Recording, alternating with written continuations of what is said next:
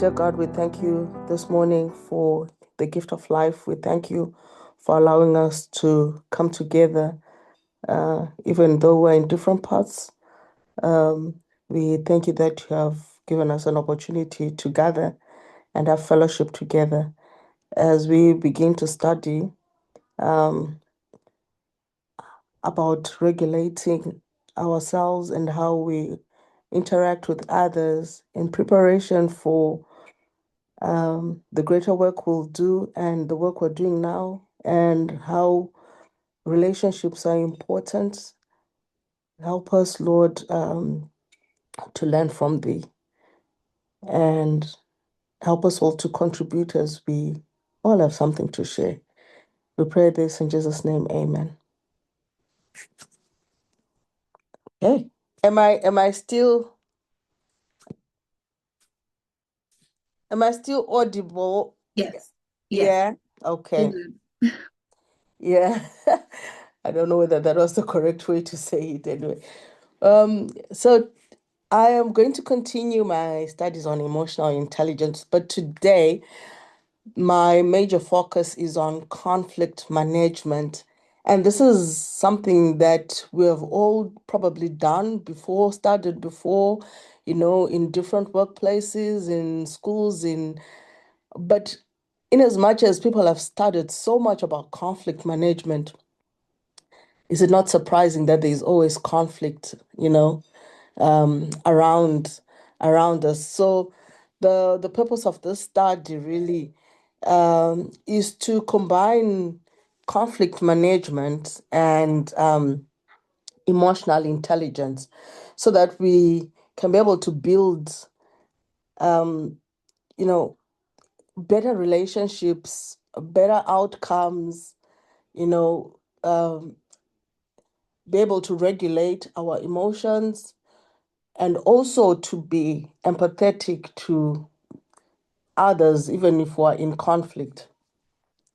So the purpose of this study really, at the other time when I presented, we looked at conflict, emotional intelligence, and it's a big topic. So we need to look at it from different angles. So today, the angle we're looking at is in connection with conflict management.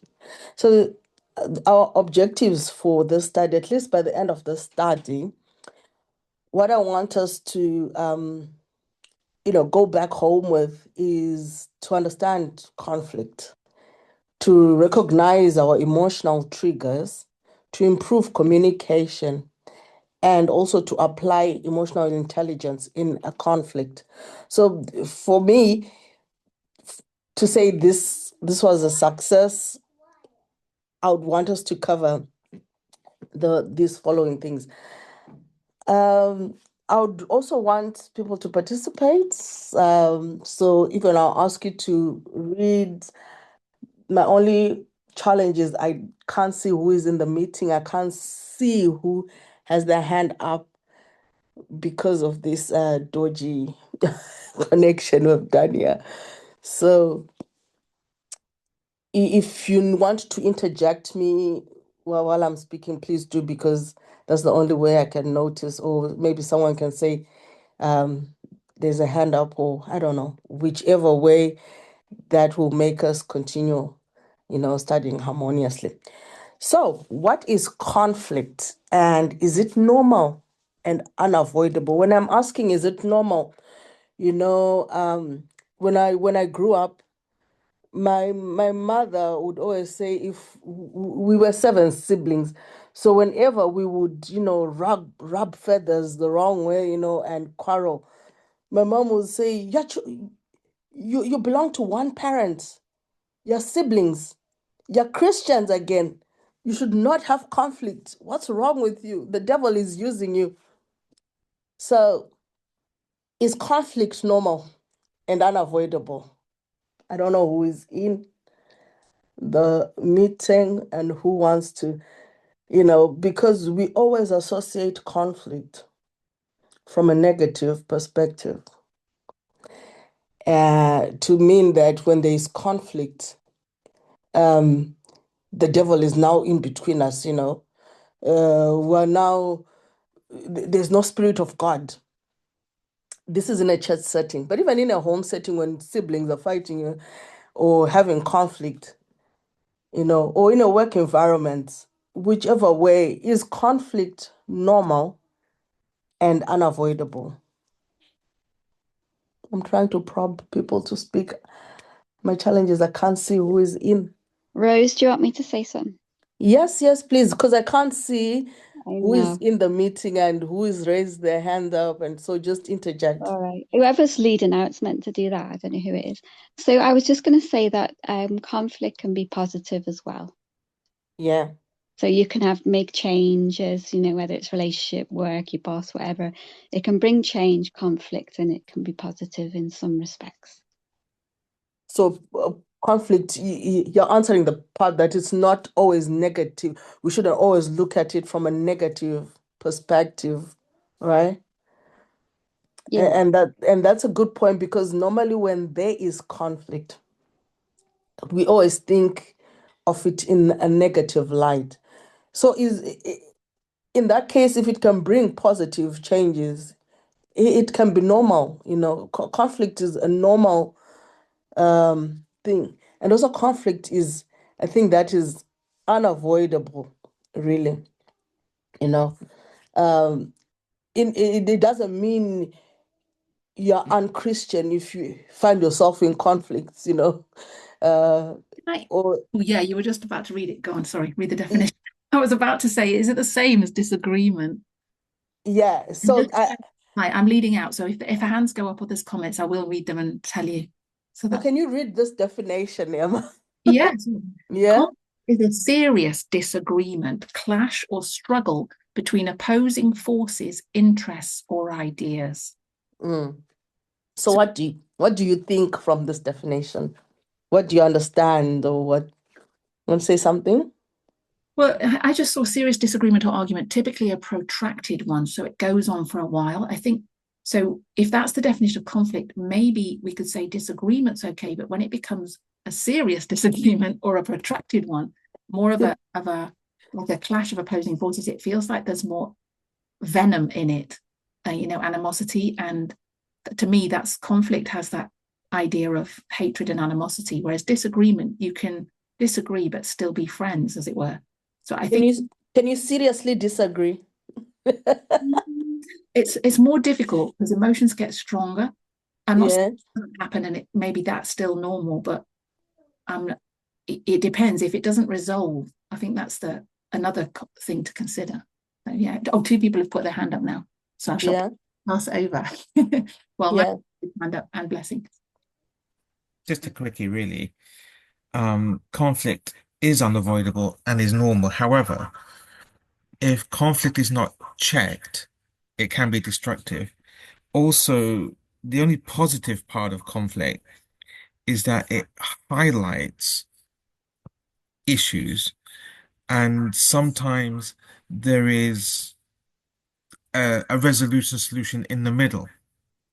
So for me, when there's conflict, it's an opportunity to reflect. It's an opportunity to actually check, is my position actually correct? And the other position might be correct. So conflict is positive in the sense that it highlights, you know, areas for solution. Okay. Yeah. So it's positive in that it brings solutions, but it also doesn't have to prolong. It doesn't need to go unchecked. And I like the point that you said that it's a time to reflect on your end and on the other person's end, and then come to a resolution. Um, what does Blessing want to say? I want to ask a question. Can you hear me? Yeah. How are we defining serious? So I don't know how Cambridge is defining serious because once the word when I saw the word serious in there, it my first reaction was like, "Ooh, this is something serious," and that's why I prompted Emma to say, "Can you seriously disagree?" Oh, Rose, Did she? Natalie's put something that might help answer. Sorry, she's written in the chat. Conflict itself is neutral. It is the management of the conflict that determines whether the outcome is destructive or productive. And then she's put, says Google, because I don't know. The word conflict to me isn't neutral, but I don't, I mean, I'm going to disagree with Google then. But yeah, I think going back to, shall we determine what serious is? Because serious to Yeah. me is more than a disagreement. So Blessing, do you have any Mm. thoughts? I guess to me the word seems irrelevant. It seems redundant Yeah. because it seems to just be talking about intensity. Mm-hmm. Uh, I don't know if intensity is the word or whatever. Yeah. There could be a different word, but the point to me seems to be disagreement. That And conflict is disagreement. You can put serious, you can remove serious.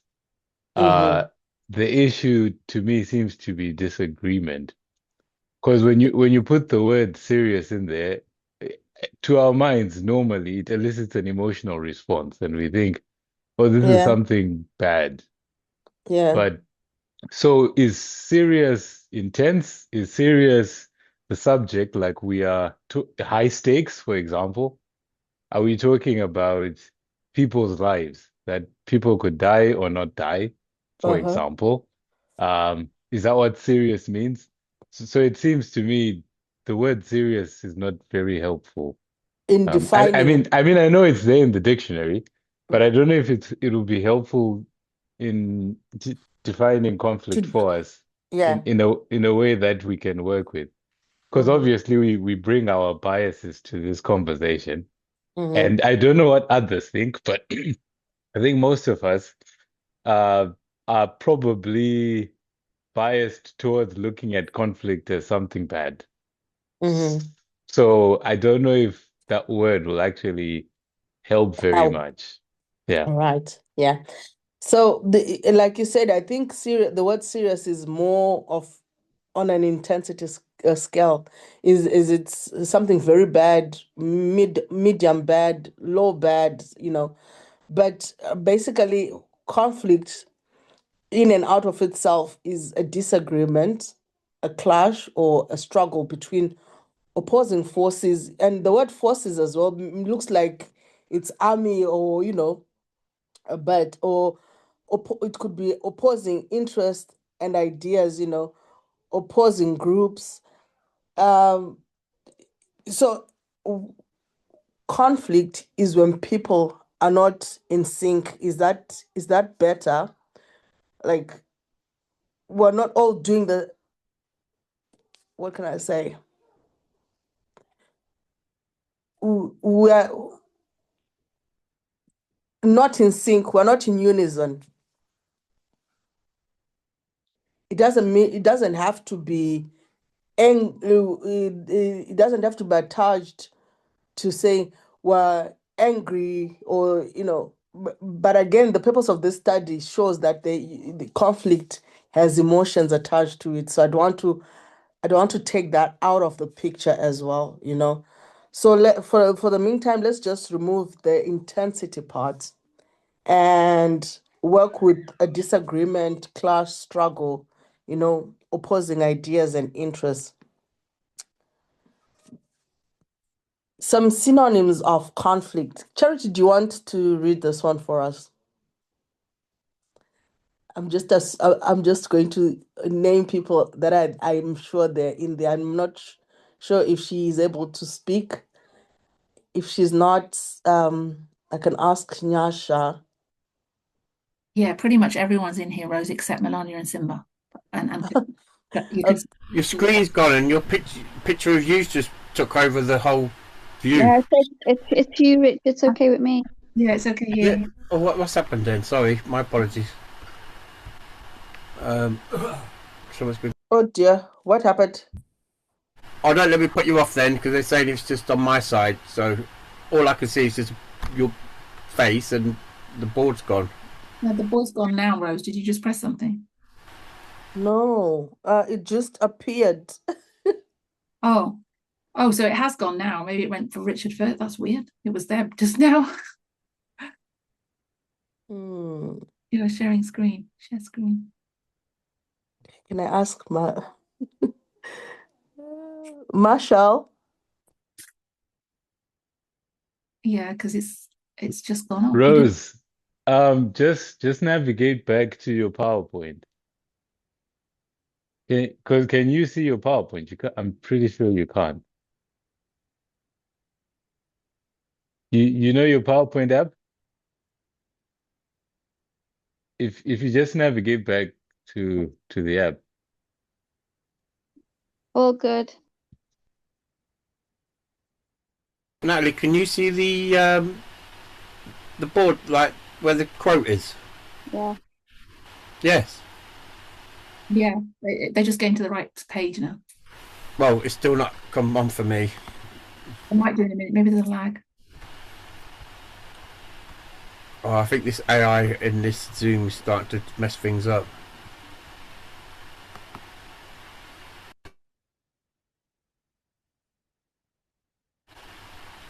Now there's no volume for me when you're talking, Rose. No, she's not got the volume on at the moment. Okay. I just heard you okay though. Can you see now, Richard, the screen? All I can see is your face, Rose. I We can can- see you, Rose. It's all good, Must be Maya. a setting. It might be a setting on your Zooms, Richard. Have you just pressed speaker or something? As opposed to the Press. view. I don't know. Okay, you want to carry on? Just carry Yeah. on. It's all right. Sorry. Okay. So I asked Charity to read. Is it all right? I've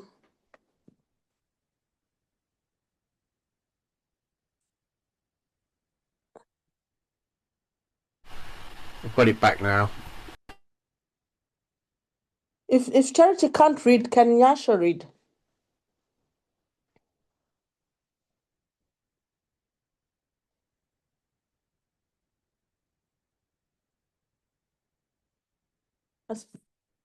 Am I not audible? I can hear you, Rose. No, you're audible. Yeah, it's okay. You've gone off video now. Can Charity and Yasha hear me? No. I don't know. They're not We responding. can hear you. I We can hear you. We can hear you. Richard, do you want to read it? Maybe can you see it now? I can't see. Yeah, I can see it now. Synonymous of conflict. Did you want me to read it, Rose? Yeah.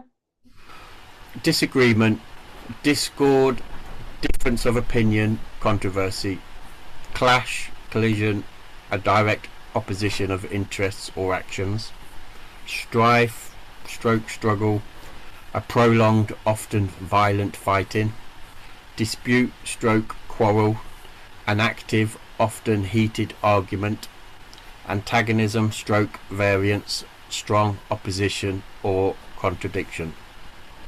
Okay, so the reason why I just put these synonyms is that many people use different words to describe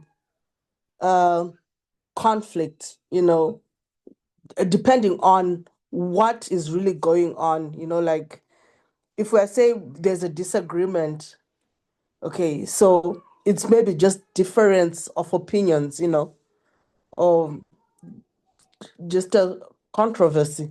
They were just not agreeing on ideas. So it doesn't sound, any dangerous to the ears.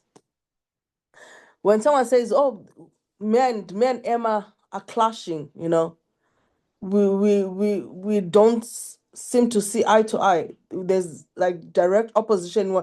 When I do something, Emma is always clashing me, or I'm always clashing Emma.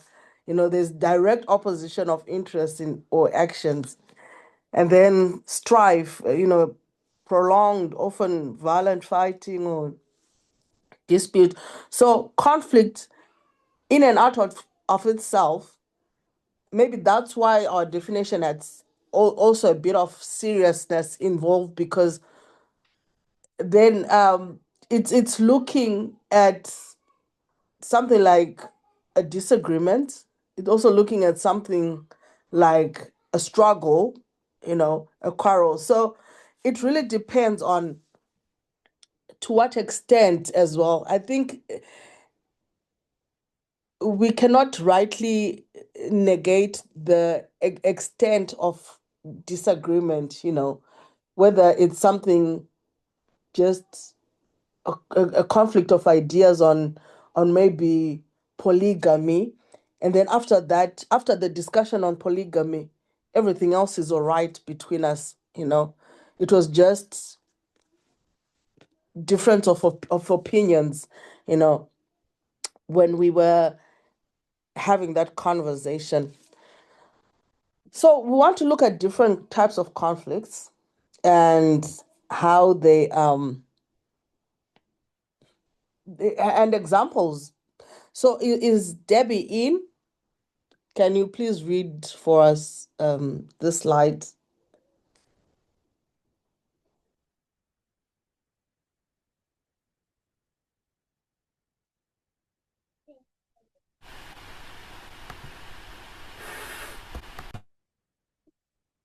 Rose, do you want me to read it? Yeah. So Conflict can manifest as interpersonal arguments, which is a disagreement between friends or family members regarding different opinions. okay, so I also don't want to be in conflict with the people in this meeting. Why is it people are not responding if I call them out? They don't want to be called out? It's probably putting someone on a spot. Okay. I'm not sure because nobody's put listening in. I know Charity might not be available, but Debbie normally responds. And who else did you ask? Nyasha was there actually earlier. I'm not sure. Okay. I responded, Rose. I responded. I don't know if you heard me. No, we didn't. I didn't hear Nyasha, sorry. It's okay. Yeah. Questions have rubbed off onto some of us. We didn't hear you either, Nyasha. I don't know what happened there. You didn't unmute. Or didn't Yeah. So conflict can manifest as interpersonal arguments, which is a disagreement between friends or family members regarding different opinions. Richard, do you have any example of interpersonal arguments, that we can use as an example? Not something that necessarily happened to you, but just an example, because I know people learn from examples, or even it could be even a Bible example, Lot and Abraham. I think that was an interpersonal argument, between family members and the workers, that are taking care of animals. And, can we say that was an interpersonal argument rather, Richard? Or do you have a better example? You could say like people of other faiths that don't have the same teachings. Uh-huh. It's an interpersonal argument. Well, you're not really supposed to argue, but or debate. For example, family or friends can have different faiths, and then they can have different opinions, and Same bloodline, but different faiths, which are really different and cannot be in harmony in any point. Well, at certain points, I suppose there's always some points where they can be in harmony. Yeah. Thank you for that. Manjit, can you read this next slide for us and then give us an example? It can manifest as internal, a mental struggle within an individual, such as conflicting desires or emotions. Okay, well, that could be food. So some might really want to have the Snickers bar, and then there's a mental struggle that no, I shouldn't have the Snickers bar, and then it kind of creates conflict in the mind. So this is the internal conflict in the mind about your desire and emotions. And also, it's any sinful act, really, any temptation you're under, you're going to have this internal conflict. Should I do this or not do this? So Yeah. it can be any sin, really. But I think food is probably the strongest example. Okay, thank you for that. Or even managing your emotions, you like, I'm angry. Angry is not bad in and out of itself, but trying to control whether should I give an outburst, or walk away, or should I start throwing punches, that's an internal struggle that you can go through. um food really can be an internal struggle. I definitely agree there, but this is your own personal struggles you're going through, and you're in conflict with yourself. So it's not that necessarily you hate yourself. This is a good example, to say that because you're in conflict with yourself, do you hate yourself then? Do you hate yourself because you're in conflict with yourself? You know, so if you still love yourself and yet you can, be in conflict with yourself, think, okay, because I want this chocolate bar because I'm hungry, but maybe I shouldn't be having it. And you're patient with yourself until you may probably then say, okay, I'll go and get an apple instead, and or I'll do this. Or anyway, I'm going to eat this chocolate bar because there's nothing else, and that's it. You know, if you're patient enough with yourself and you're still merciful to yourself and you still love yourself in as much as you've gone through that internal struggle and conflict, is it not possible to do the same when it's an external? That's a question for Leon. Is it possible, Leon, to say if the way you handle yourself internally when you're struggling, do you hate yourself for going through that an internal conflict? So if I'm understanding, if I'm going through it, if I'm going through it, an internal conflict, do I hate myself? Yeah, do you hate yourself? Do you never want to see yourself again because you're going through an internal, you know, can you ever forgive yourself and love yourself after that internal conflict, whether be it any kind of sin, sexual, stealing, or not? And it doesn't necessarily have to be sin, because I also want to divert us from thinking conflict is always associated with sin. So, whatever struggle you're going through. Um, do I hate myself? Is that a personal question or is like a question in general? Can you hate yourself? No, it's not. It's not. You don't have to release. It's not personal to you. I It's mean, you can hate yourself. You cannot love yourself. I mean, yeah. a lot of people, there's aspects of themselves that we just don't love, and it's been like that for, forever. So you can, if you go through an internal conflict and you don't know how to manage that conflict or like resolve the conflict, yeah, um it can lead to anything, anger, self-hatred, and then it's once you entertain those feelings, it's like what you do with those feelings, it can lead to more destructive behaviors because how you feel about yourself, you may start indulging into the wrong things just to make yourself feel better, but like in destructive ways, or like to, I don't know, hide the guilt or shame or whatever. Does that make sense? And does that internal struggle then manifest in how you're going to relate with other people? Does that internal struggle manifest in how you relate to other people? Maybe give us an example, because if we're using Manjit's the example of food, will you hate yourself for food choices? I mean, if you're addicted to food, Yeah. or say man to use a Snicker bar, if you're addicted to Snicker bar, it can lead to selfishness. It, it could be the parasites in you that other. It could be there's many things that could be. There's many reasons why you may be craving certain things. If you're using food as an example, like sweet stuff, sugary stuff, it could be a conflict, but also could be like a health issue, like internal. parasites and things like that. But that's another topic. But it can lead to certain behaviors that can affect how you engage with people. Because it's if that crave is controlling your mind and what you think, what you feel, it manifests in your behaviors. So your Okay. behaviors are based upon how you think and feel in the moment. So yeah, it can impact how you interact with others. Okay. The wrong thing's controlling you.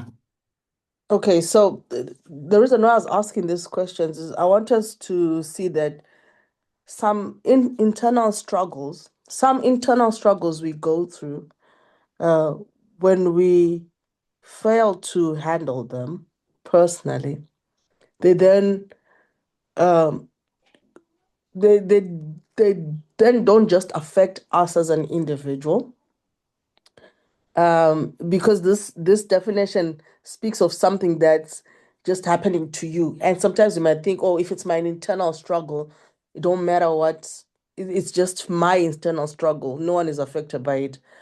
But sometimes an internal struggle can outgrow. There's a possibility that an internal struggle can eventually outgrow just you, and then might start to affect even those that are around you, and it can end up being family, friend struggle. And then it can even end up going into organizations, whichever organization you go into, it might continue grow. I don't know to what extent. A good example, um, I watched a documentary, I think, when I was still in Zimbabwe, about Trump.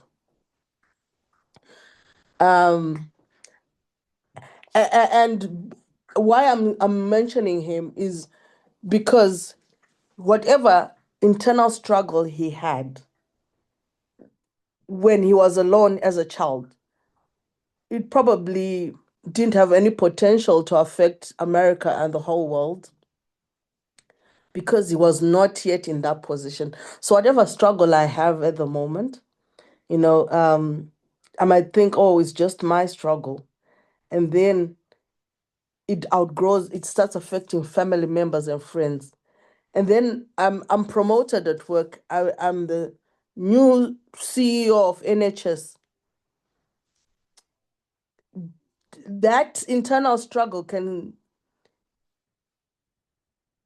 outgrow all these other circles and start affecting me at that level and start affecting a lot of things at that bigger scale.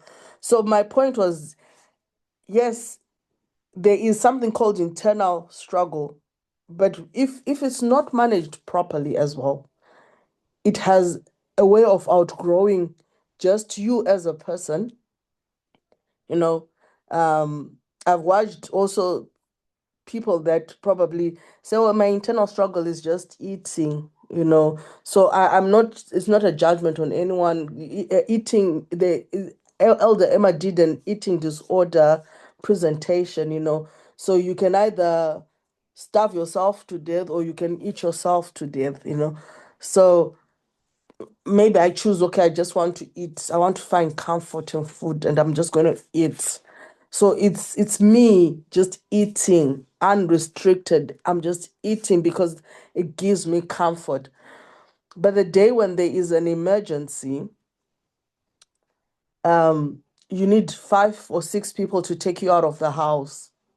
It's no longer your own struggle, but it's now involving a lot of people. We can't leave you to die in the house. Your family now needs to help you to go to the bathroom, and all. So an internal struggle can outgrow. I hope that's clear. Does anyone else to say something about that? Rose, I had a few thoughts there. I think one of them is that it can outgrow and affect other people because it causes behavior. So that internal struggle then manifests in behavior, which then, if it goes to an extreme, like I think Leon mentioned addiction, then it affects the lives of other people. Because it affects your life, your ability to function normally, then it's going to affect other people's ability to function normally as well. It's going to affect them because your moods and your emotions then spill out onto them, and they're affected by that. So if someone has depression, I know that's clinical. I guess we could start saying some of these are clinical mental problems, but if we talk about the example you've just given about what you've said, that it does affect other people because it gets more severe. The other side of that, there's something you just mentioned about, does it affect others when you hate yourself? I'm thinking sometimes I think when you go through a struggle where people can hate themselves, but then it can make them actually the opposite. It can actually affect their lives for good because they can then have more empathy with others. So I don't know if this is quite the same, but I know I was speaking to someone recently and they said that they had this really strong view about something and they were quite judgmental about it and negative. And then when they went through something similar, they realized, oh, actually, it's not that clear cut. It's something towards it. And that often happens with us as a learning experience, that we have strong views about something until we're in the situation ourselves, and then we have more empathy. So I'm trying to I guess that's part of this, the internal conflict, our biases, our prejudices is challenged by our own experiences. So then we go through things and actually, now I'm struggling with something. Oh, I didn't realize this was that difficult, or how easy it would be to get into this mess or whatever, when you've judged others perhaps. So it can be positive in that sense, this internal struggle, that it actually affects you positively afterwards because it gives you more understanding and empathy for others, even if you hate yourself at the time. So I don't know if it's always when you hate yourself that you'll hate other people for doing it, for instance. I thought that's what you meant when you said, if you hate yourself, will it spill over into other people? Because if you don't love yourself, how can you love your neighbor? So there is that truth. But sometimes we're much harsher critics of ourselves than we are of others, which I don't know how to fit that together. Yes. Thank you for that, Emma. Yeah. I appreciate the other perspective really you brought in, that it could eventually bring out something positive, in Could I terms add to of, that? yeah, Could I add as well to that? yeah, It's adding on to what I'm was saying. It's also saying things. It's also like I think Manjit said I said it as well. Like it's also like a learning curve or feedback. It can help you to see things from like a different perspective, a perspective that you may need that will get you out of this, internal struggle. But also, yeah, conflict ain't. It doesn't feel good, but it's pain. Pain, usually leads to like change. Like what yeah, needs to change? What needs to happen? Why am I feeling this pain? Um, Knowledge. Well, how did I get here? How did I get into this situation? Why am I in this situation? Um, what does it mean about me? What can I learn about myself in this situation? And because only you can get yourself out of the situation. But pain, depending on how deep the pain is, leads to action. yeah, I People, agree. we don't like pain, but not every pain leads to action. No, like there's a lot of people that find comfort in their troubles or their traumas or their problems, and they don't take action or find a resolution. But sometimes it requires a certain level of pain to kind of get you up and start making changes. So yeah, pain is a good thing because it leads to action. It leads to okay. It leads to research. It leads to studying. It leads to more self-awareness and more understanding and more solutions to help you get you from where you are to where you need to be. And sometimes the conflict is there for a reason to kind of like develop, person, develop as a person. So yeah, so that's like a positive spin on it. Yeah, thank you for that. Okay, let's go to the Rose, before you move on, that last point you made about or recent point about that you're trying to get away from seeing it as a sin with the conflict. Can people I think it's quite hard to think about a conflict that you feel where why is there an internal conflict if it's not wrong or bad, the thing that you're conflicting over? So I guess I was trying to think of an example which isn't bad. I mean, we don't label it sin so much anymore, but it's not good for you, it's bad. And yeah. what Do you have an example? No, and that's what I was thinking. I don't know. So, like, I was trying to think of a silly example like that. It's my dad's birthday. I want to spend time with him, but my friend invites me to their party on the same day. So, something like that, would we say that might be a struggle to make a decision? Is that really an internal conflict in this context? I don't know. I mean, whether we'd come to some compromise, like, Dad, I'll see you in the morning, and I'll go to the party in the afternoon. I mean, is that something we'd consider to be a conflict, internal struggle, making a decision over something two goods as opposed to two bads? But for me, that's not a struggle. Like, I'm tempted to do this bad thing, or that's something I know is damaging to me. And that's my struggle because it tastes good, or I want to, or I feel like it. And then where that becomes now problematic, like with addiction, is it almost ends up being a death wish. So people stop caring. They seem to devalue life or devalue themselves in some way to say, I don't care anymore. Throw up their hands and just, say, forget it. I want to die. I don't care. And that's almost like they're suicidal on a slow basis. And what's brought them to that point, that total kind of cast away life, as it were, where they don't really value it anymore to get into that situation. I don't know. I'm sure it's not that simple, but it's just triggering those thoughts like, what is that? So a conflict does not have to be two wrongs. You're choosing. For example, I need to exercise, and exercise is painful. It's painful for my body, all right? But exercise is good for me. I need it for my health. I'm required to start moving because my circulation is poor, and I've been told by the doctor, move, exercise, okay? So I know this is good for me. But also, I just don't have the energy. I'm not motivated. You don't have the energy. I'm not motivated.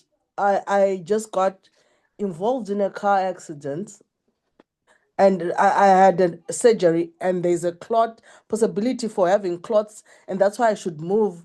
But understand my pain as well, I still feel pain. My leg, I can't move my leg.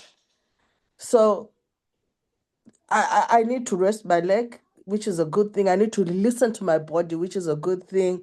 That I'm in pain, and no one knows this pain. It's me who knows it. But then I need to move. Right, because I was thinking that's still a struggle between two bad things. Two bad things. How is When you said I'm not how is motivated, moving a bad thing? and then How I'm is feeling physically bad.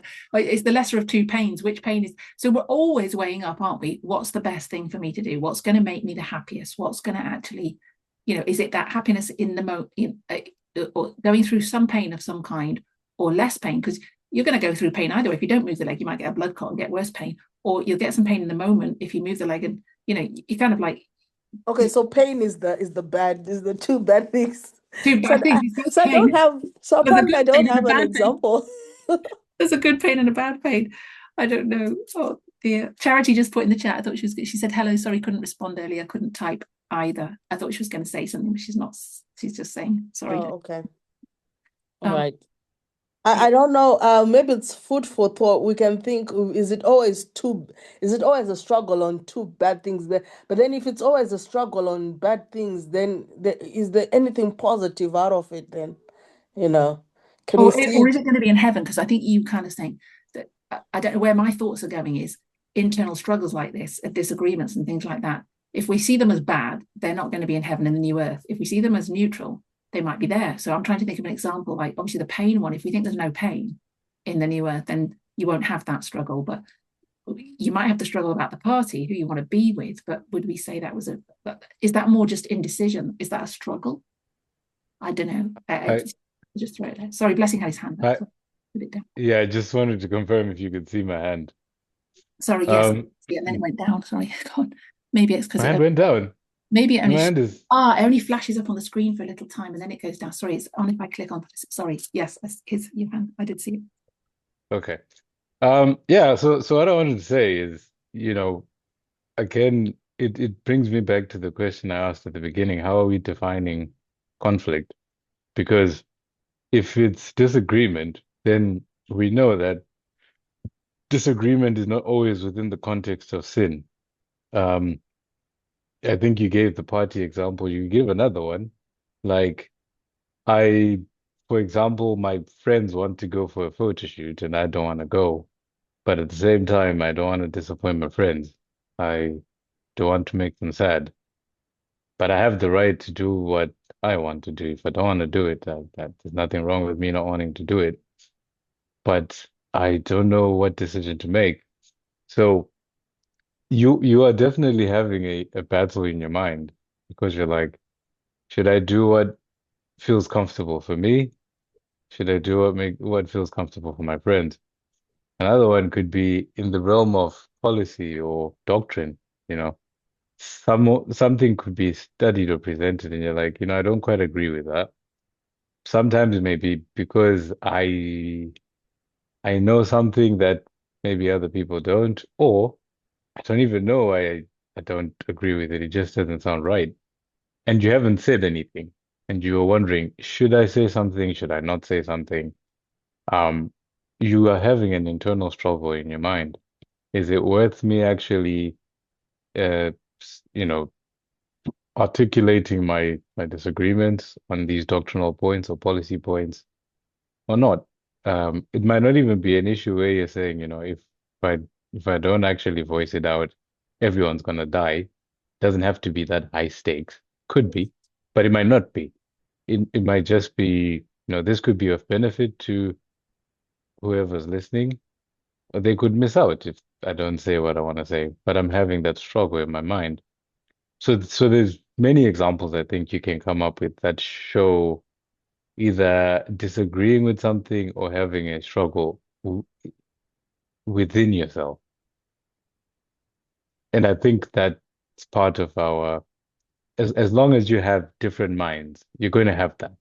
You're going to have it across people, so between people, and you'll also have it internally. Yeah, and it's not always a sin to disagree. That's the key point I want to take from Blessing's contribution, it's not always negative, it's probably a conflict of making the best decision, you know of the two or three options that you have to choose. So so that's something positive. Hi, Rose. Hi, Nyasha. Yeah, is it correct for me to say that sometimes internal can lead to external, whereby um, you've got there's something that has happened, right? And you feel then you start having the conflict internally and asking yourself, is this should I go ahead and approach this person and tell them maybe how you felt about what has happened, and then you start arguing with yourself to say, is it worthy to ask this person or not? And also the approach that you're going to make also has got an impact, right? So you start having that argument within yourself. And then maybe you just say, no, I don't think this battle is worth it. And then you just keep quiet. Or you go ahead and approach this person. And maybe the approach that you're going to do is going to like affect how the conflict levels are, and maybe the voice tone and all. And after that, it's an external one because it's now involving another person. So is it correct for me to say that an internal conflict can also lead to an external one? Yeah, I think you're correct, Nyasha, because if you remember, when I was asking Leon about something that is going internally with you, that an experience you're going through internally, can it then outgrow doesn't just mean it's outgrowing into a bad thing. It's something that you can end up saying, no, this is not just my issue alone. It has to now move to go to to the next level or whatever. So it has outgrown your personal experience and all, and you believe that it now needs to have other people involved. So it's the example you gave is perfect for that illustration to say, I'm going through a mental struggle. Whether should I approach Nyasha? Should I not? Is it necessary? Is it worth it? Is it what are the benefits? What are this? But then I see, okay, I'm still struggling if I don't approach her, you know. So better I probably just go and approach her. But then I'm also now going to consider how I'm going to approach this person. And as we go on with these slides, I'm going to illustrate something similar to the question you've asked on how to try and resolve, because you just don't have to think of your side alone. You need to also be empathetic. Remember, we're using emotional intelligence, and we'll recap on emotional intelligence as we go on. But this is a true fact that most of the time, some of our internal struggles spill out. Sometimes they have to, sometimes it wasn't necessary, like maybe a struggle with my appetite probably wasn't necessary for me to not contain it and work on it, and because now I'm eating all the food and Nathaniel and Nicholas and Marshall have nothing. I'm now selfish. But some conflicts that are internal will have to at some point, spill over to go to the next and to the next level, you know, for a better outcome, for a better resolution. Remember, the purpose of this study is at the end of any conflict, we should be able to have we should be able to resolve things amicably at whatever level. So if you don't mind, you could then let's see who else is in the meeting. Is Curtis in there? No. Okay. Yeah, I don't know if she can speak. I want someone who hasn't read to probably read this next slide for us. Titus. Can you read Titus? Yeah. Yeah. Titus. Or Katya? But Yeah, I can read. okay. Yeah. Yeah. Okay. It can manifest as organizational disputes in a work. It can manifest as organizational disputes in a workplace. In our case, it can be our fellowship group or the movement as a whole, arising from opposing goals, such as competition for resources or differing personal agendas. Do you have any example, Titus? I do have an example. In a movement setting, no to public evangelism, and then you want to do public evangelism. Do you have an Yeah. example, a different one? That one I just threw it there for other people to think.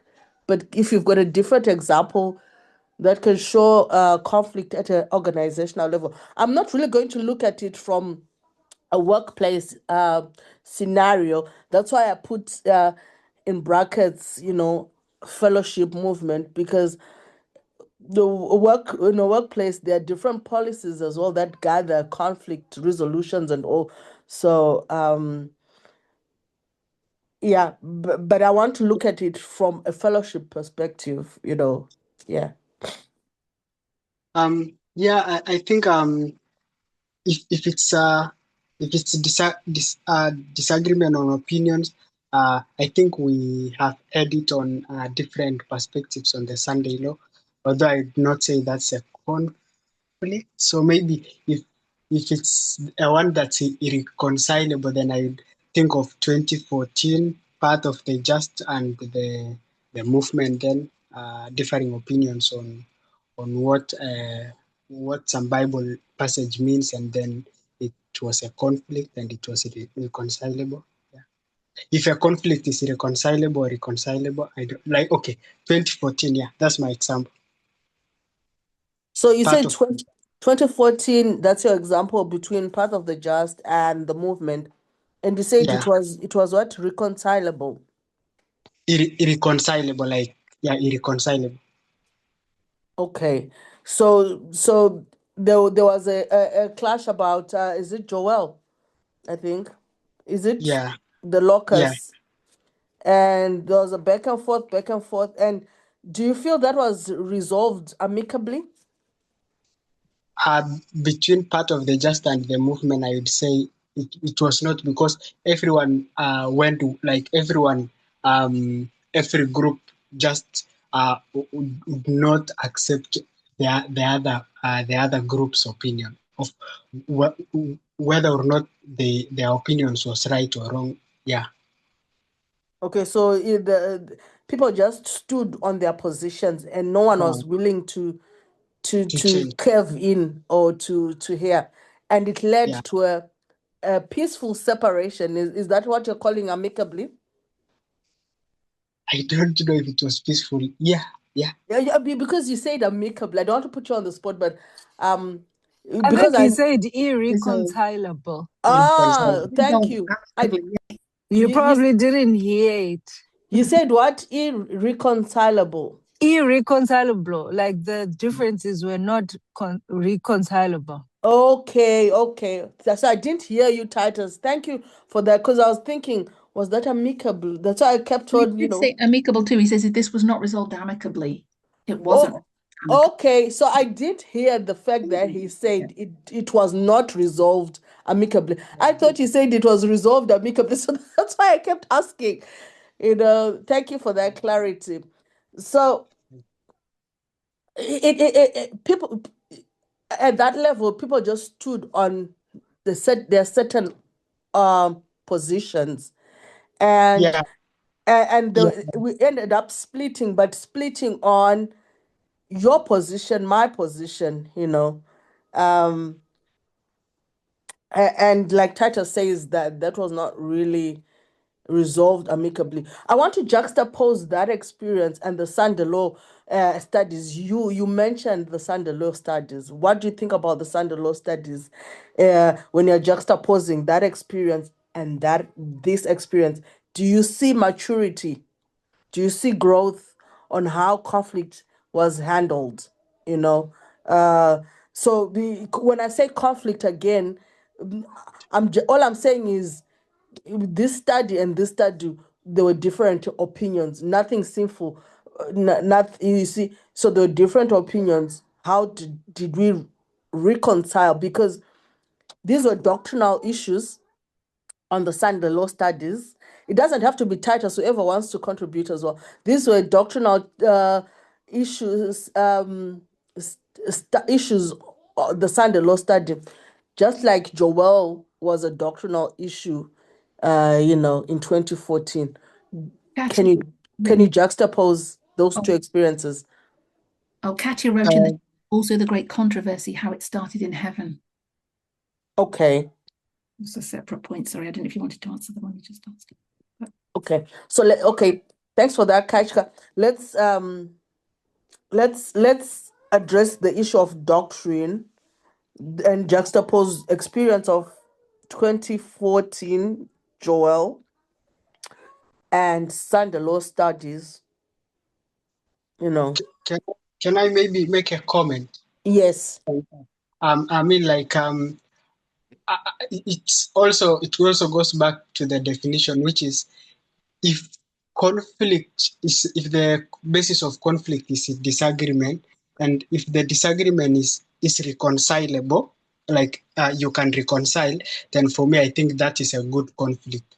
But if it's a conflict that is irreconcilable, that you can not reconcile, I think For me, that is like the 2014 conflict, and also the conflict that has been shared in the chat, the one in heaven, because Satan was never willing to accept the other position, even if it was right, even if Satan reached a point that he saw that this was right, but he still kept on refusing that the other person's opinion. So, in contrast to the 2024, I think the parties were willing to reconcile based on objective truth, and I think in that regard, if the conflict, if people are willing to reconcile based on the other person's viewpoint, then it's good. Yeah. And I think that the many different conflicts we have in the world and the West is because people are not willing to reconcile or change in any way. Yeah. Okay, so the key point I want to take from your contribution is willingness of parties, because in and out of itself, I think Joel could have been, I might be wrong, could have been reconciled in a perfect way, you know, by studying, by checking methodology, by giving each other opportunity to study and question, and and then come back working together as a team to resolve what the locust meant.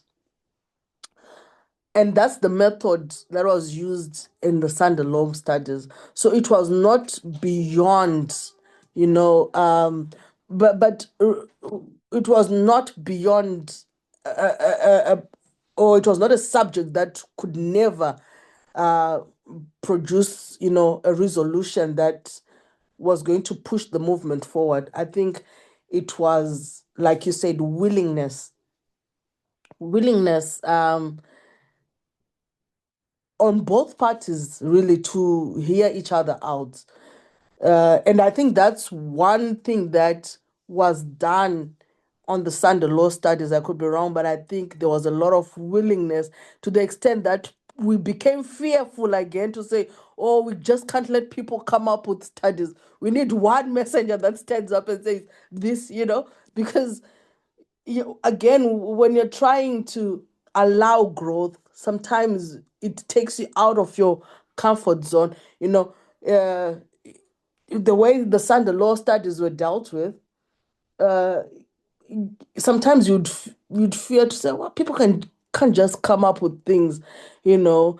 This one is saying this one is saying that. So what are we going to know? But then it required us to mature as well, to listen to someone openly, without uh, putting your preconceived ideas away, and looking at the positives of that person's study, looking at the negatives of that study, and trying to map a way forward. So does anyone want to give a contribution before we go forward? Rose? Yeah.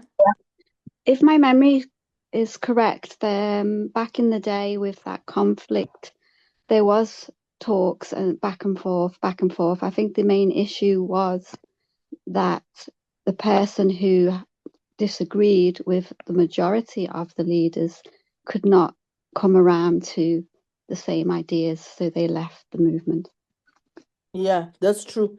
But they're given a chance. Everybody, it is quite similar to today in the sense that they had their chance to explain themselves and to have debates, if you want to call it that word. It's not a great word, but they just couldn't come around to the majority of the thoughts of that verse. But I think, like today with the Sunday law, there's still some in the movement who believe in November. And unless they come around, I don't know how things will move forward for them, because the majority are going for July 18th. Yeah, that's a good point, Natalie. It comes back to to the willingness of parties involved, because when you're in a conflict, as we will go further on, you realize you need to look at your position and look at the other person's position. Like, look at it with no prejudice, because you need to verify whether your position that you're holding on to is airtight, and even if it's airtight, you need to win people towards you as well. Try as much as possible. Like you're saying, people reached out, the studies and everything, but again, people then make a decision. People then make a decision that it comes back to willingness and how one responds in a conflict. So another way where it's manifested international, this is like wars and all. Currently we are faced with this one, uh, at at an international level where people are fighting Iran, America, Ukraine, Russia, you know, there's always this conflict, deep-seated dispute between nations and the different groups and all.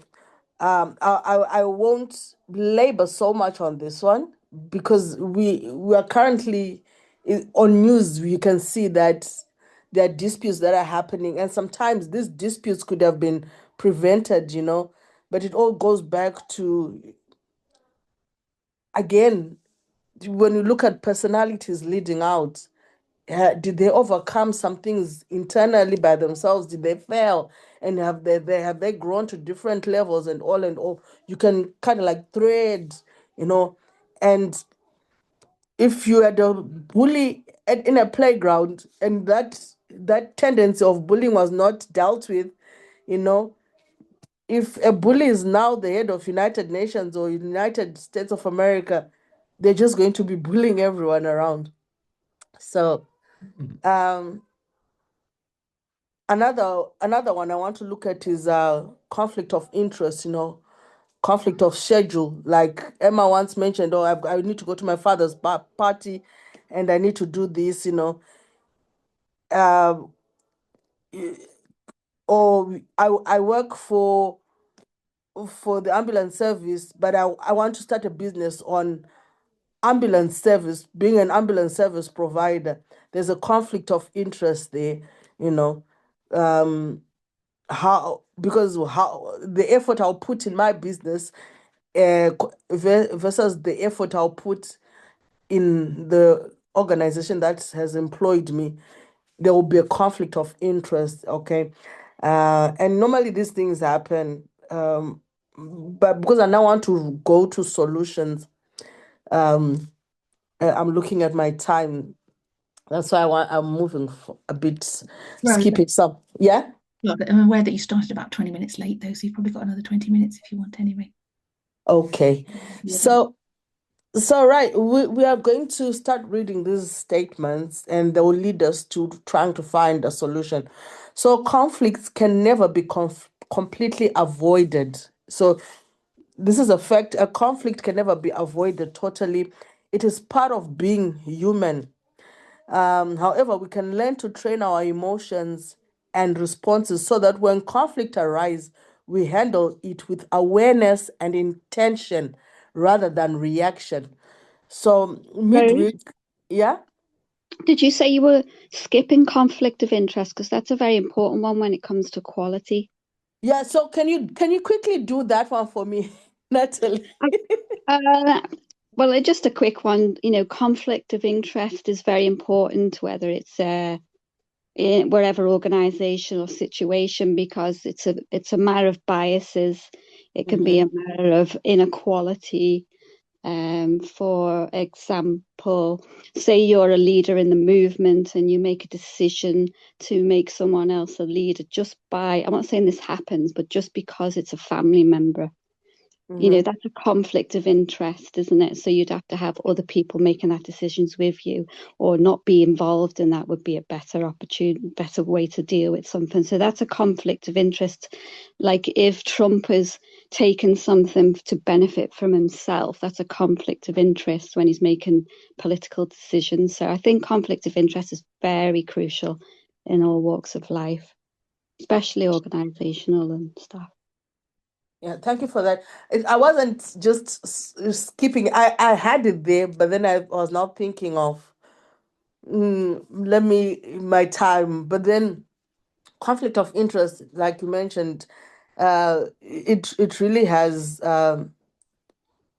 it's a serious subject that needs to be considered and managed well. That's what I can say. And thank you for that contribution as well. So I'll try to start going on the wrapping up part of this presentation, trying to come to a conclusion. So conflict, like we said, can never be completely avoided. So growing up, I thought, just stay out of trouble, stay out of, don't get into disagreements with anyone. And because I grew up thinking that conflict is something that should be avoided, I then did not learn from a younger age how to manage conflict. And this is the mistake I want us not to repeat in our children, not to repeat in whoever we have influence upon. Conflict is something that is completely, you cannot avoid it. But we should empower each other on how to handle conflict. We should train our emotions, our responses, and we should respond with intention. What do you want to achieve from this conflict, okay, that has presented itself? What do you want to achieve? So, yeah. What you're saying there, it reminds me of the word conflict resolution. Yeah. Yeah. Which is exactly what we want to do in connection with our emotions.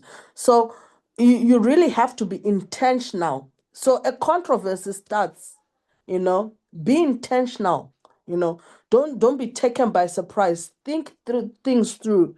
What do I want to achieve from this conflict? It has presented itself. I didn't go knocking for it. Fair enough. But what do I want to achieve from this conflict? Or this was unavoidable. I mean, I had to say my opinions in as much as we were going to disagree. But at the end of the day, after saying your opinions, what are your intentions? And then don't reaction. We want to avoid reaction. We want to encourage intention, awareness. So midweek, Curtis had this big elephant, that he had and someone riding on it, which was a very brilliant study. And talking about your first reaction, and this big elephant, I was just listening. I will say I was not totally in the lesson, but I was listening, And I found it very interesting that he mentioned things like not reacting, not just working from our reactions. So we should also learning how to manage conflict is an essential life skill. It requires patience, self-control, and the ability to listen, not just to respond. Because most of the times I'll say, I hear you, Natalie. I can hear what you're saying. But in my mind, I'm ready to respond. And I'm not listening to listen, but I'm listening to respond. I'm not listening to truly understand your perspective. I'm listening to respond, you know. And that again goes to, people will go to an example that Titus gave us. Well, they had an opportunity, part of the just, and FFA had an opportunity to, exchange about Joel. But I don't want to judge anyone to say, but based upon the outcome, you would think they were listening to each other to respond rather than to truly understand. When we approach a conflict with a calm mind and willingness to find common ground, we minimize harm and create space for growth. So there's this book, Elder Manjit once encouraged us to read so much about winning someone, win. We should learn to win people, you know. So the first and easiest, most way to win someone is finding common ground. Common ground. Let's work from. Hello. I was thinking also that we should learn to be more pragmatic. So I think a pragmatist, I would call Elder Nkomo one of those, is somebody who does what you're saying, doesn't just close down, but it looks for the solution with equality. Yeah. Thank you for that contribution. So we need to be more pragmatic. Thank you for that, defining that as well. To say we need to find common ground. When we find common ground, it's easier to deal with each other, because I'm not seeing you as a foe. You're not seeing me as a foe. We've got common ground. So what is our common ground? Let's I don't want to use the word manipulate, but let's use that common ground and try to win each other. So when I'm giving my opinions, listen to understand me. When you are giving your opinions, I should be listening to understand, not to respond. Conflict management, when viewed through the lens of emotional intelligence, is the ability to handle disagreements in a calm way. Okay, so when we partner conflict management and emotional intelligence, a disagreement should never get out of hand. Okay, I don't want to say never because sometimes things happen, but our objective is that whatever the disagreement, we should be able to handle it in a calm, respectful, and constructive, understanding both your own emotions and the emotions of others. So I should understand my emotions. I should understand that in this conflict I am becoming angry. Okay, and I should understand how to regulate my own emotions. And I should be able to read the other person's emotion, that this person is also becoming angry, and if it means we take a temporary break and come back when we're more calm, respectful, and constructive. Because remember, we said we should have an intention. What's the intention of this uh conflict? What do we want to do with this conflict at the end of the day? Do we want it to get out of hand? Do we want to resolve it? And if we're resolving it, what are we doing towards it? So we need to approach conflicts uh, eh, aligned with emotional intelligence. Emotional intelligence plays a central role because conflict is very rarely just about facts. So that's another thing. Conflict is not just about facts. It's driven by feelings, perceptions, and reactions. When you apply emotional intelligence to conflicts, you are not just trying to solve a problem, you are also trying to manage the emotional climate around it. Okay. Like what I said, that I should be able to read the emotion in the room, to see, okay, people here don't care. We are here to discuss, but someone is not bothered. They're just saying, "Well, do whatever you want." They're already detached to this. I should be able to read that this person is angry. I should be able to read that this person wants a solution to this. They're frustrated. I should be able to read the emotional climate around, So emotional intelligence is going to help you manage and regulate emotions. Because if I just come and say the fact is ABCD, that's it, period, take it or leave it, without realizing the emotional climate, I've not really managed that conflict in the proper way. And I think that was the nature of the movement around 2014. I might be wrong, but I think around 2014 it was take it or leave it, go to hell or go to heaven, burn or die. This is the fact. Joel means this. Whether you like it or not, that's your baby to feed. I think Because Rose, I said that at the time about that, but I didn't mention it. But now you mentioned it. That the you fact said what, Emma? Sorry. I was going to say that the difference, it seems to me, about that isn't so much that people didn't sit and negotiate or try to negotiate. It's where they're coming from. Like you're saying, this burn or live. That the fact that we viewed it all very heretically or very, judgmentally in the sense of saved or lost. So Yeah. you cannot disagree with the main speaker because you're going to be lost if you do on every point. So there was no room for disagreement in a way in our mentality, and now there's room for disagreement, and I think that's a healthy growth.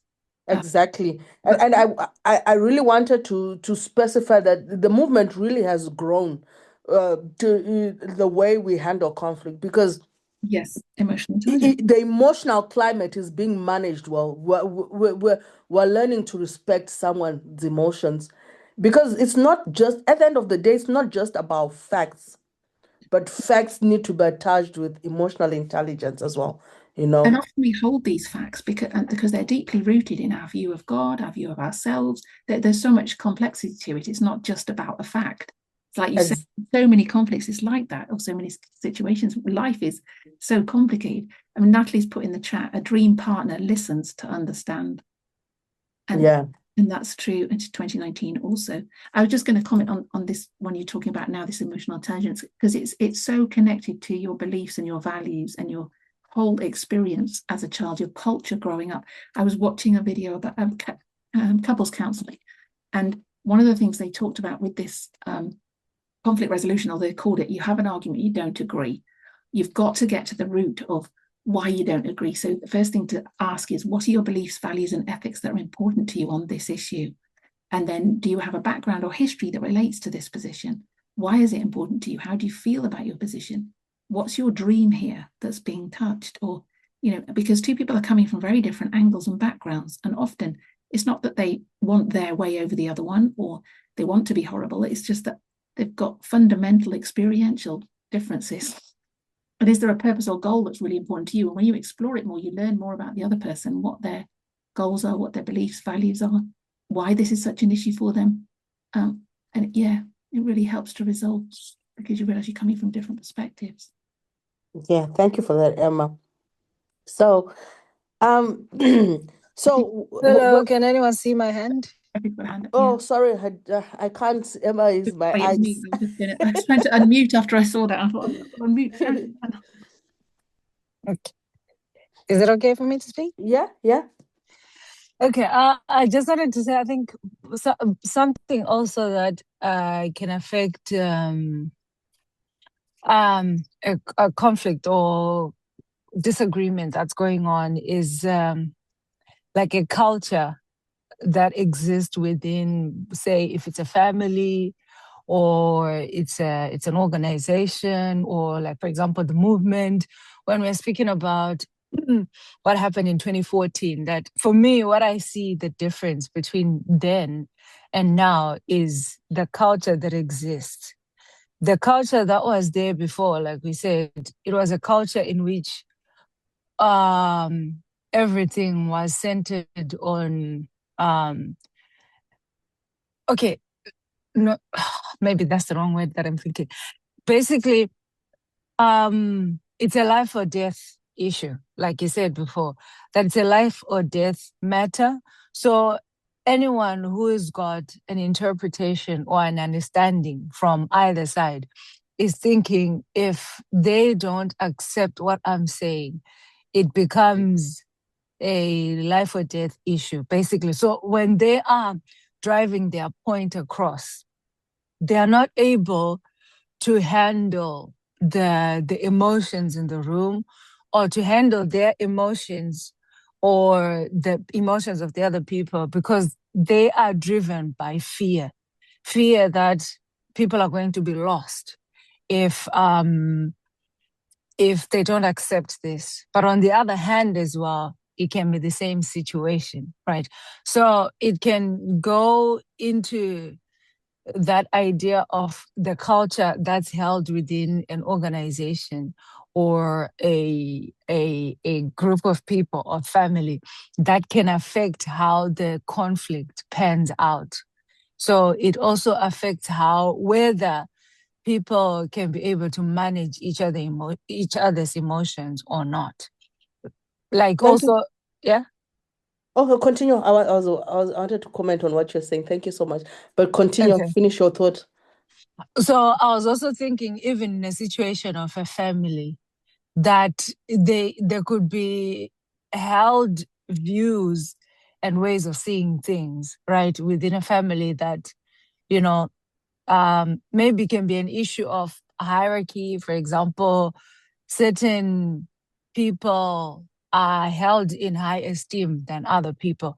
It's a general culture that has probably been there for a long time.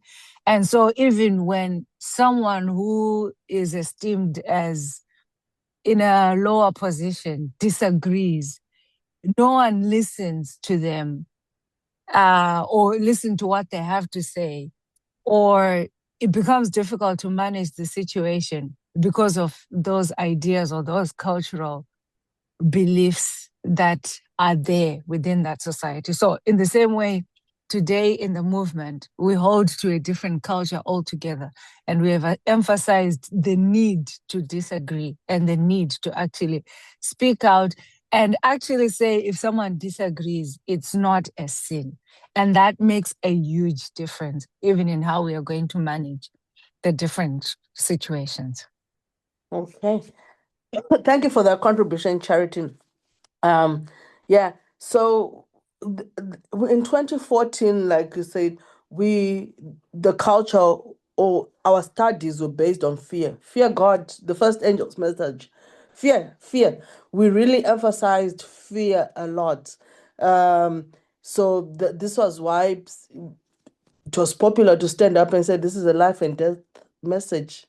Choose ye today, this day. It was and we inherited that from Ellen White's models as well, because Jeff took from Ellen White. Uh, and the teachers, not only Jeff alone, any teacher who would stand up during those times, the message was quite forceful. Uh, Choose it this day. That was the approach, you know. Um, so so all I'm saying is, again, there is growth from where we were, like you're highlighting, Cherry, from where we were in 2014, 2013, 14, 12, 14, coming all the way up. There are certain cultures that were there that affected even the teachers and how they would present. And even coming all the way to elder test. The thing is, we should not fear to refine. Iron sharpeneth iron, right? But this we're getting it mostly from the experiences we're going through now, to realize, no, we shouldn't fear to question. We Iron sharpeneth iron. We should treat each other equally. We should respect each other. We can have a difference of opinion or facts, but still we need to to to question each other. And when I question you, it's not that I want to be lost, because also I don't want to make as if 2014 people were evil and all. It was fearful for the teachers to withhold information that was life and death, you know and that's why they came forcefully. I'm not justifying, but then they came with force, and they will expect a change in people. Why? Because the models we were using, we're looking at Elijah. Choose ye this day. You perish, you survive. You don't want people to perish, so you're going to go out and preach. You're looking at Miller. Go tell the world. you know Go tell the world, judgment is coming. And Elder Jeff, came up also with that model, and all other teachers, including myself. When I would present, also, it had to be fearful, because I'm thinking, if I withhold that information, I'll perish. But also, I don't want someone else to perish. So the atmosphere during that time has greatly changed, has greatly matured to where we are. And I think that's a positive thing. So, a recap on our emotional intelligence, there were 4 things that we really emphasized on: self-awareness, self-regulation, empathy, and social skills. So these are the key points we need to use well when we're managing a conflict. I think this is very small, but I would try and read. So this is just a short illustration of how to involve emotional intelligence in conflict management. So first, self-awareness helps you recognize what you are feeling during the conflict, whether it's anger, frustration, or fear, so you don't react impulsively. So the first thing really is look at yourself. It starts with you. Look at yourself. Be aware of your emotions. Don't be afraid of them. Are you angry?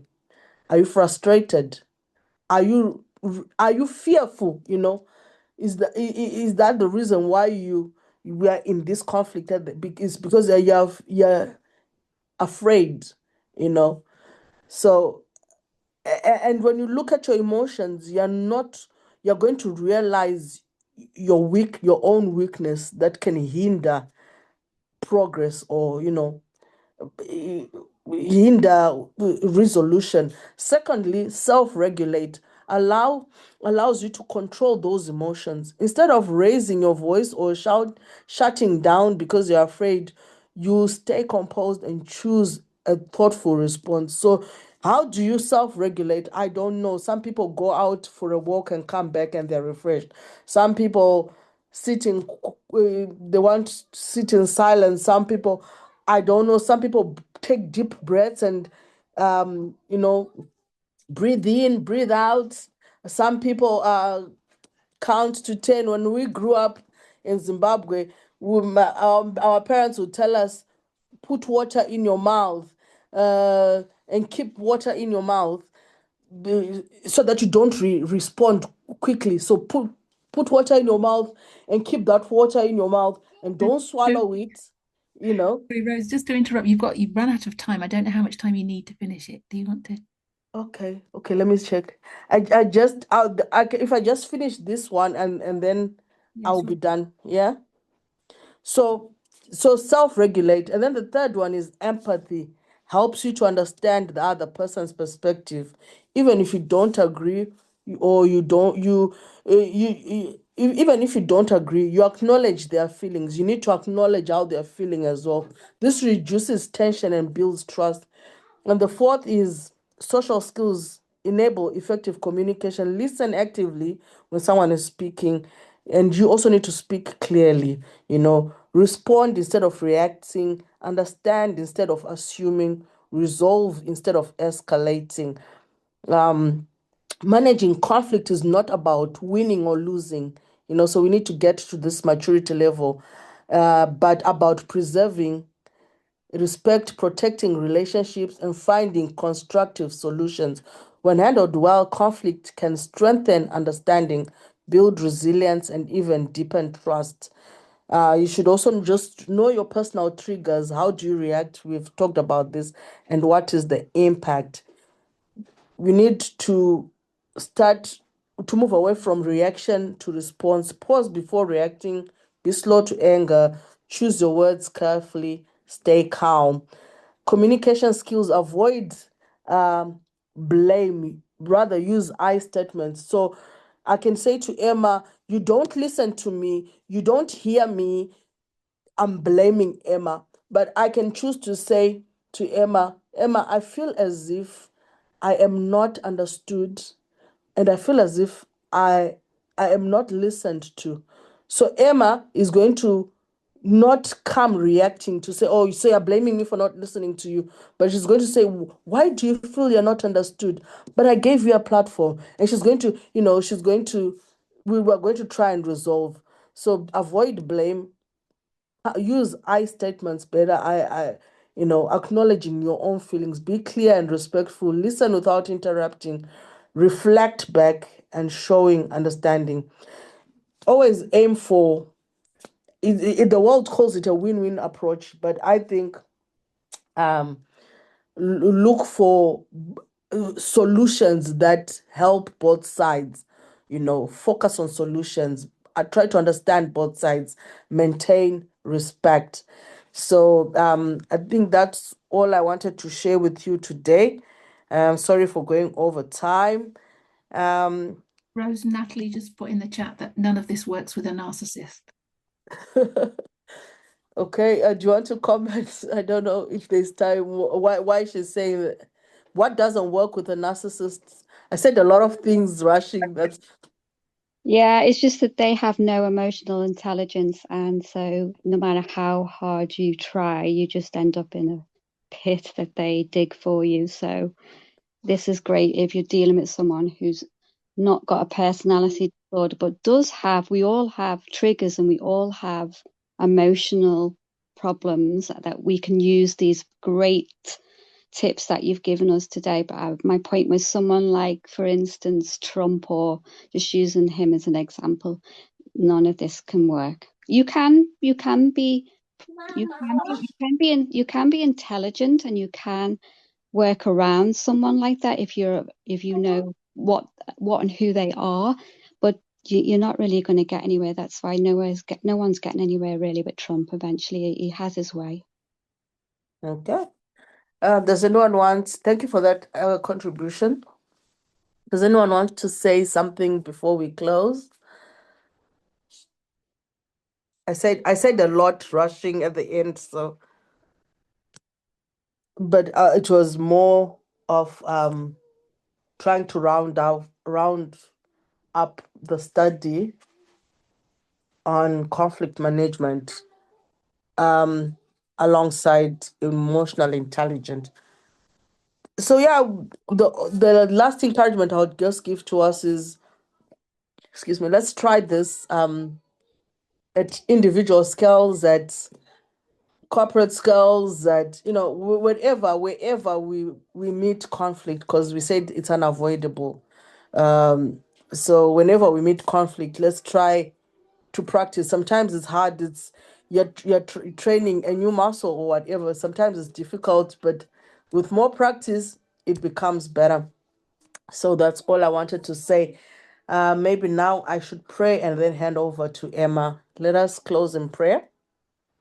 Dear Lord, thank you for giving us this opportunity to go through emotional intelligence and conflict management. My prayer this morning is that we might become better versions of ourselves, so that we can have healthy relationships with one another. And in the light of equality, that we might be able to respect and treat each other with love, compassion, empathy, and that we might be able to hear each other out and grow together. Help us to continue having this sweet fellowship from now going forth. We pray this in Jesus' name. Amen.